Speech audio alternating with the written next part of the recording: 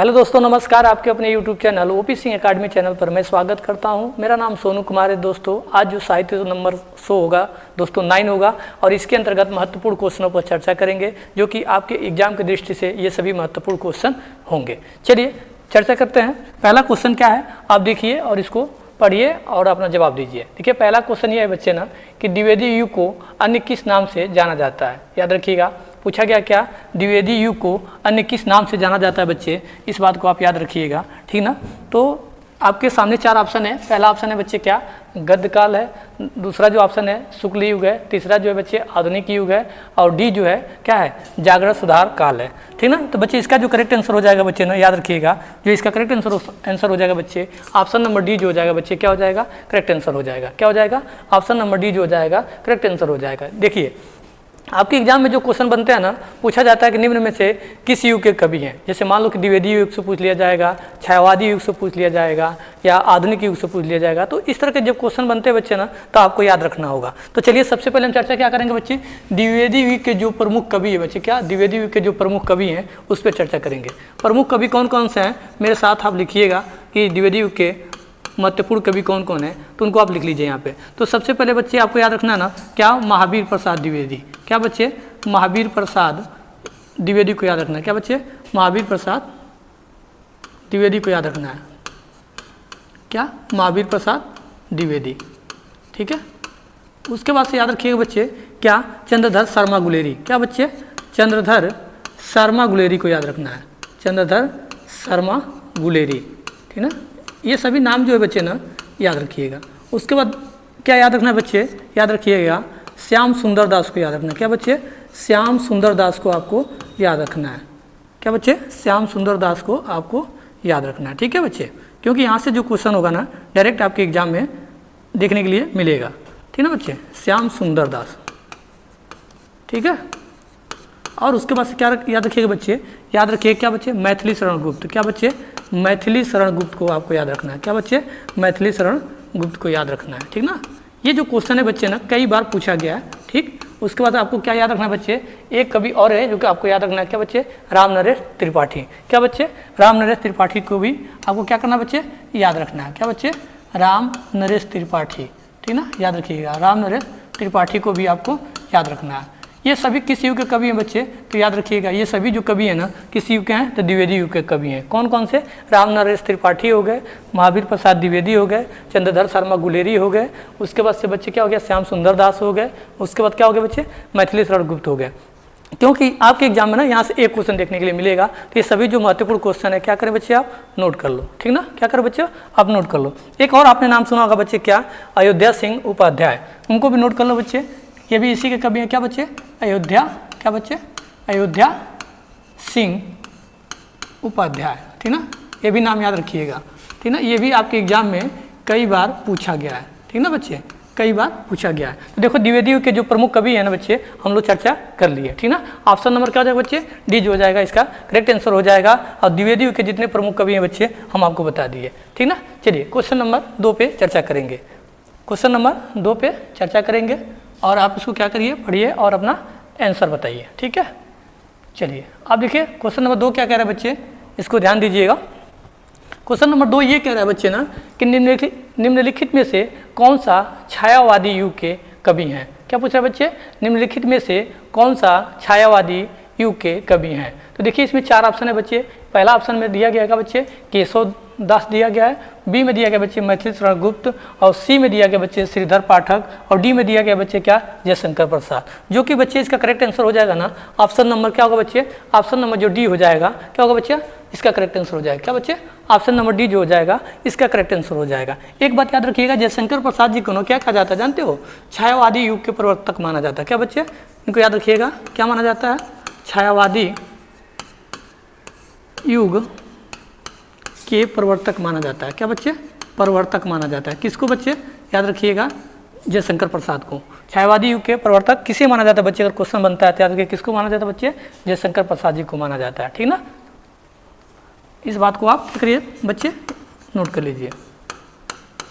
अब देखो बच्चे, सबसे पहले क्या चर्चा करेंगे कि इसके प्रमुख कवि कौन कौन से हैं, यानी पूछा जाएगा कि छायावादी युग के प्रमुख कवि कौन कौन से हैं, तो उनको भी आपको क्या करना है बच्चे, याद रखना है। तो सबसे पहले आपको पता होगा बच्चे, हजारी प्रसाद द्विवेदी का आपने नाम सुना होगा बच्चे, तो उनको रख लीजिएगा। सबसे क्या बच्चे, सबसे पहले किसको याद रखना है, इसके प्रमुख कवि कौन कौन से हैं, तो याद रखिएगा। प्रमुख कवि की बात हो रही है बच्चे, तो मेरे साथ क्या करिए, आप नोट करते रहिए। प्रमुख कवि कौन कौन से हैं बच्चे, नोट करिए मेरे पास। तो आपने नाम सुना होगा क्या बच्चे, हजारी प्रसाद द्विवेदी। क्या बच्चे, हजारी प्रसाद द्विवेदी का आपने नाम सुना होगा, हजारी प्रसाद द्विवेदी, ठीक ना। ये केस पूछा जाए किस युग के कवि है बच्चे, तो याद रखिएगा, ठीक ना, छायावादी युग के कवि हैं, ठीक ना। उसके बाद से बच्चे एक तो जयशंकर प्रसाद जी हो जाएंगे, इसी में नोट कर लीजिए कि आप भूलेंगे नहीं। क्या बच्चे, जयशंकर प्रसाद। क्या बच्चे, जयशंकर प्रसाद जी को नोट कर लीजिए, ठीक है। उसके बाद से बच्चे क्या याद नोट कर लीजिए, महादेवी वर्मा को। क्या बच्चे, महादेवी वर्मा को आप नोट कर लीजिए, महादेवी वर्मा को, ठीक है। उसके बाद से बच्चे क्या यार नोट कर लीजिए, सुमित्रा नंदन पंत को नोट कर लीजिए। क्या बच्चे, सुमित्रा नंदन पंत को, ठीक ना। ये भी क्वेश्चन कई बार पूछा गया आपके एग्जाम में, ठीक। तो ये जो महत्वपूर्ण कवि है ना बच्चे, क्या करना है आपको, याद रखना है, ठीक ना। उसके बाद से सूर्यकांत त्रिपाठी निराला का आपने नाम सुना होगा बच्चे। क्या, सूर्यकांत त्रिपाठी निराला का भी नाम सुना होगा, उनको भी नोट कर लीजिए। क्या बच्चे, सूर्यकांत, क्या बच्चे, सूर्यकांत त्रिपाठी निराला का भी नाम सुना होगा आपने, त्रिपाठी, ठीक ना। इनको निराला के नाम से भी जानते बच्चे, नोट कर लीजिएगा, ठीक ना। उसके बाद से बच्चे रामचंद्र शुक्ल का भी नाम सुनते होंगे आप।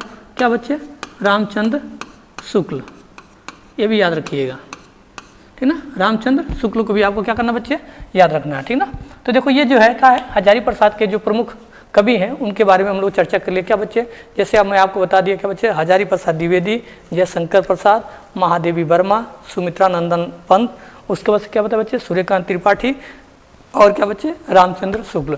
ये सभी जो क्वेश्चन है बच्चे ना, आपके एग्जाम में घूम घूम के पूछे जाते हैं। तो देखिए इस तरह से हम लोग एक क्वेश्चन से कितना क्वेश्चन सीख लिए बच्चे, कई क्वेश्चन सीख लिए, ठीक ना। तो आप इसको याद रखिएगा, भूलिएगा मत। चलिए क्वेश्चन नंबर क्या करेंगे बच्चे, 3 पे चर्चा करेंगे, ठीक ना। क्वेश्चन नंबर क्या करेंगे, 3 पे चर्चा करेंगे, ठीक ना। चलिए क्वेश्चन नंबर 3 क्या कह रहा है बच्चे, इस पे आप ध्यान दीजिए, ठीक ना। क्वेश्चन नंबर 3 जो है क्या कह रहा है, पढ़िए और इसको आंसर बताइए आप, ठीक ना। देखिए इसमें पूछा गया ना, हिंदी की प्रथम मौलिक गद्य कथा कौन सा है, कौन सी है होगा, ठीक ना। याद रखिएगा कि हिंदी की प्रथम मौलिक गद्य कथा कौन सी है, ठीक ना, याद रखिएगा, इस बात को याद रखिएगा। तो जो आपके सामने दिखाई दे रहा है बच्चे ना, 4 ऑप्शन दिखाई दे रहा है। क्या है, पहला है इंदुमती, पृथ्वीराज रासो, प्रिय प्रवास, ठीक है, रानी केतनी की कहानी। तो आप बता सकते हो कि इसका करेक्ट आंसर क्या होगा बच्चे, जो कि इसका करेक्ट आंसर हो जाएगा बच्चे, आपको पता है कि ऑप्शन नंबर को क्या होगा बच्चे, डी जो हो जाएगा इसका करेक्ट आंसर हो जाएगा। क्या हो जाएगा बच्चे, ऑप्शन नंबर डी जो हो जाएगा बच्चे, क्या हो जाएगा, इसका करेक्ट आंसर हो जाएगा। क्या होगा बच्चे, ऑप्शन नंबर डी जो होगा इसका करेक्ट आंसर हो जाएगा। ये क्वेश्चन मैं आप लोगों के लिए छोड़ता हूँ कि ये बताओ कि इनको इसकी रचना किसने किया या किसका कहानी है। आप इसका कमेंट करके जरूर बताओगे कि इसका आंसर क्या होगा। यानी ये जो रानी केतकी की कहानी जो आप देख रहे हो बच्चे, ये किसकी क्या है बच्चे, कहानी है, किसने इसको लिखा है, उस पर आप क्या करोगे बच्चे, कमेंट करके आप जरूर बताओगे, ठीक ना। चलिए क्वेश्चन नंबर 4 पे चर्चा करेंगे बच्चे, किस पे, क्वेश्चन नंबर 4 पे चर्चा करेंगे, ठीक। और आप इसको पढ़िए और इसमें से आप क्या करिए, अपना आंसर बताइए। क्वेश्चन नंबर 4 क्या कर रहे हैं बच्चे, इसको ध्यान दो आप लोग, और क्या बोलते हैं कि पढ़ो और अपना आंसर बताओ। इसमें क्वेश्चन नंबर 4 में कहा गया ना बच्चे, आधुनिक ढंग से लिखी गई पहली एकांकी कौन सी है। देखो बच्चे 4 ऑप्शन दिया है आपके सामने, पूछा क्या है, आधुनिक ढंग से लिखी गई पहले एकांकी कौन सी है, ठीक ना। तो इसमें ऑप्शन नंबर ए कह रहा है बादल की मृत्यु, बी कह रहा है परीक्षा गुरु, सी जो है भक्ति मार्ग, और डी जो है नहुस है। तो बच्चे आपका इसका करेक्ट आंसर क्या होगा, जो इसका करेक्ट आंसर हो जाएगा बच्चे, ऑप्शन नंबर क्या होगा बच्चे, ए करेक्ट आंसर हो जाएगा। क्या बच्चे, ऑप्शन नंबर क्या होगा, ए जो हो जाएगा इसका करेक्ट आंसर हो जाएगा। क्या हो जाएगा बच्चे, option number A correct answer हो जाएगा, ठीक ना। इस बात को आप याद रखिएगा, क्योंकि ये क्वेश्चन जो है ना आपके एग्जाम में बहुत बार पूछा गया। क्या बच्चे, बहुत बार पूछा गया, ठीक ना। तो इस बात को याद रखिएगा कि ये क्वेश्चन जो है आपको भूलना नहीं है। अब देखो बच्चे, परीक्षा गुरु के बारे में बता दो बच्चे, थे क्या है, हिंदी का प्रथम उपन्यास है। क्या बच्चे, हिंदी का प्रथम उपन्यास है, इस बात को आप जरूर याद रखिएगा, ठीक ना। इसके बारे में हम चर्चा कर चुके हैं, नहुस क्या है इसके बारे में भी चर्चा कर चुके हैं बच्चे, और इसका जो आंसर है बादल की मृत्यु है। देखो जितना भी मैं क्वेश्चन आपको बता रहा हूँ ना, इसमें के अगर वीडियो आपने नहीं देखा होगा तो आप जाकर देख सकते हैं, प्लेलिस्ट में सब पे चर्चा किया हूँ कि कौन उपन्यास है, कौन सा नाटक है, कौन से एकांकिंग है, सब पे चर्चा किए हैं हम। और प्रमुख कवि और रचना के बारे में भी हम क्या किए हैं, चर्चा किए हैं। तो अगर वीडियो अच्छा लगे तो लाइक जरूर करिए और जाकर प्लेलिस्ट में सारा वीडियो आप देख सकते हैं, ठीक ना। क्या कर सकते हैं बच्चे, देख सकते हैं।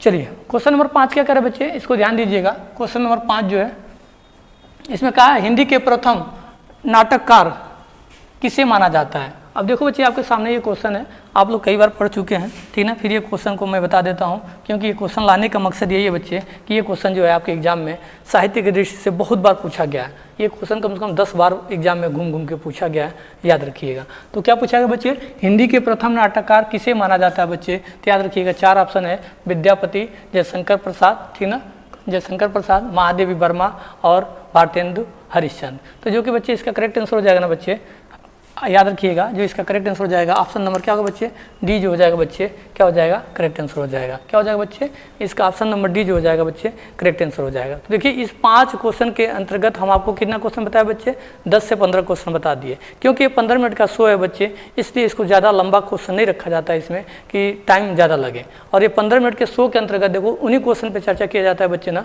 जो कि आपके एग्जाम की दृष्टि से महत्वपूर्ण है और आपके एग्जाम में कई बार पूछे गए हैं, ठीक ना। अगर आप लोग कमेंट करते हो और चैनल को सपोर्ट करते हो बच्चे, तो एक दिन उत्तर प्रदेश पुलिस के एग्जाम होने से पहले 50 क्वेश्चनों का मैराथन लेकर आऊँगा और 50 क्वेश्चनों के अंतर्गत पूरे साहित्य को कवर कर दूंगा बच्चे। यानी 50 क्वेश्चन से कम 200 क्वेश्चन पर हम चर्चा करेंगे और एक सीक्वेंस में चर्चा करेंगे कि कौन सा रचना, कौन सा पुरस्कार, कौन सी कहानी, कौन सी एकांकी, ये सभी पर हम चर्चा करेंगे। तो अगर आप कमेंट करते हो तो जरूर लाएंगे। तो अगर वीडियो अच्छा लगे बच्चे तो लाइक शेयर कमेंट और चैनल को जरूर सब्सक्राइब करिए। वीडियो देखने के लिए बहुत बहुत धन्यवाद।